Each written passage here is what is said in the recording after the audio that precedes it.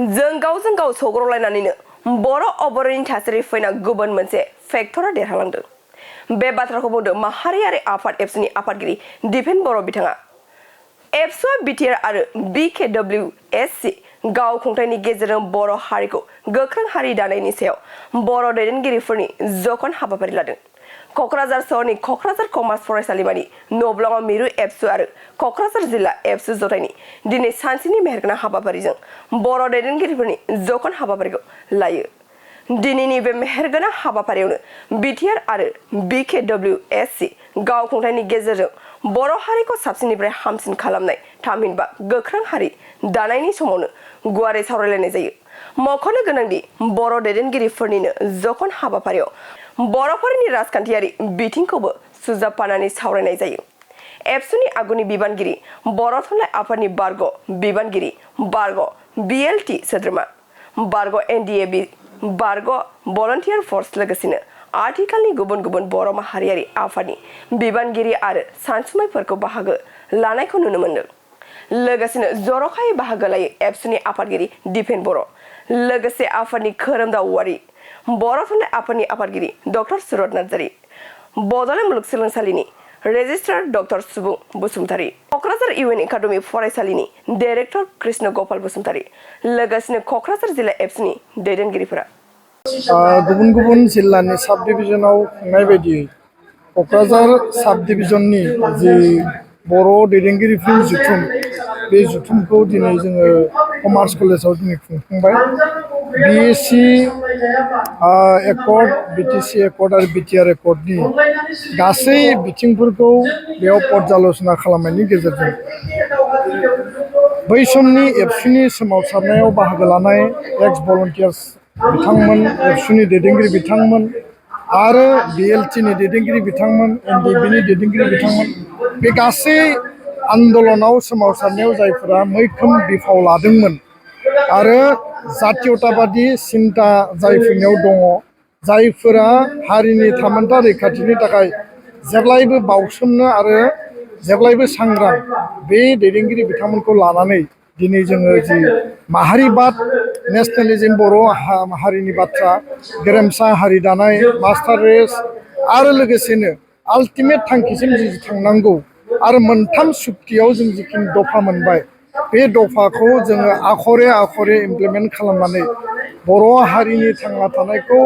रैखाथि गोनां खालामनांगौ, सिकिउर खालामनांगौ आरो बिटिआर एकर्डनि जि एरिया एक्सटेनसन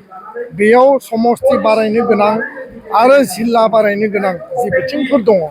बे बिथिंखौ लानानै भारतनि पार्लियामेन्टआव समस्ति बारायनाय, बिटिआरनि नमेनक्लेचार सोलायनाय आरो आर्टिकेल 280 एमेन्डमेन्टनि जि बाथ्रा, लोगोसेनो जि डिपार्टमेन्ट साबजेक्ट बेयाव बारायनायनि जि बेबस्था दङ, बेखौ पास खालामनांगौनि थाखाय मा परिकल्पना, मा प्रयजन दङ आरो जोंनि गेजेराव जिखिनि मोनसे गुलु गुजुं जोङो माने बिटिसि, बिटिएडि आरो बिटिआर बे एकर्डखौ लानानै आथिखालनि 6 सिडिउलनि जि मोनसे क्षमता, जि राजनैतिक रैखा कवच, संबिधानिक रैखा कवच, बियो माने दुरबल जादों, मालाबा बेखौ सेख'नानै लांबाय, बेबायदि मोनसे अपप्रचार भुवा प्रचार, बेखौ जोङो क्लियार काट खालामनो थाखाय स्पष्ट भाषाजों जों फोरमायनो थाखाय जोङो दिनै बे जथुम्माखौ खुंदों आरो बिनि गेजेरजों रायजो राजानियाव मोनसे जों आपिल होदों जे बिटिसि, बिटिआर 6 सिडिउलखौ जोङो बर' हारिनि सार्थजों लोगोसे बेयाव रायजो जानाय गासै हारि हारिसानि जौगानायनि बिथिंखौ लानानै जोङो रैखाथि होनांगोन आरो बिनि थाखाय राजनैतिक भाबै, संबिधानिक भाबै बिनि मर्यादाखौ मजबुत खालामनांगोन। बे लेभेलाव जों बिनि बिगोमा, जों बिनि बिग ब्रादार आरो बेखायनो जोङो बर' हारिया बिटिसिनि जि मोनसे बिटिआरनि जि जौगानाय आरो थांना थानाय बे रैखा कवचखौ जों मजबुत लाखिनांगोन। बे लेभेलाव खुनु कम्प्रमाइज गैया। स्टेट लेभेलाव 15टा समस्ति मोनबाय, बे समस्तिखौ जोङो पलिटिकेल आरो कन्स्टिटिउसनेल भाबै जोङो बेयाव मोजाङै रिप्रेजेन्ट खालामनो हानांगोन। नेसनेल लेभेलाव पार्लियामेन्टनि लकसभा आरो राज्य सभायाव जोंनि सासे बिजाथि देरहानानै दङ, लकसभायाव दिनै जोंहा गैया आरो जोङो मैया नुदों जाय क'क्राझार एसटि समस्तिनिफ्राय एसटि सिटनिफ्राय देरहानानै थांदों, बिथाङा एसटिनि एक्जिस्टिं राइट्स एन्ड प्रिभिलेजनि हेंथायै बाथ्रा बुंनानै पलिटिकेल गेम प्लान खालामनानै बिथाङा मोनसे सिक्सार बुनानै दिनै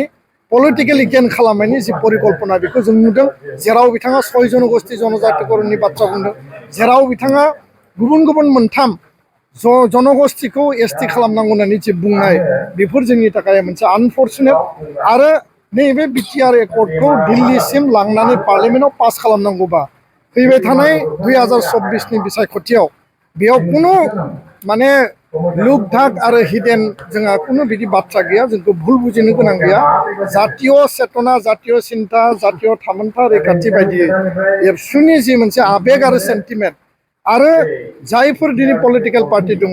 बीपीएफ आरो यूपीपीएल आ रुलिंआव दङ बीपीएफ आ अपोजिशनाव दङ बीजेपी आ रुलिंआव दङ बे गासैबो बिथिंखौ जोङो खावलायगोन जे लकसभायाव 10 बोसोर बर' मानसिया रिप्रेजेन्ट खालामनो हायैनि जि दुखु बेदना जि जोंनि गांनाय उखैनाय जोंखौ बुजिजोब्बाय बेखायनो दिल्लीयाव जोंनि रिप्रेजेन्टेसनखौ नांगौ आरो बे लेभेलाव माहारियारि गौथुम आफाद हिसाबै गासैबो हारिनि मानसिखौ गासैबो पलिटिकेल पार्टीखौ जोङो पिस आरो यूनाइटेडलि एप्रोच मोनसे लामानि गेजेरजों हाबा मावलांनांगौ होननानै जों बुङो आरो जों खावलायो खारन जों बयबो मिथिगौ जे मोनसे समाव हाग्रामाया रुलिंआव दङमोन बिथाङाबो कन्टेस्ट खालामदों आरो बै समाव बीसीडीआर यूपीपीएल बिथांमोना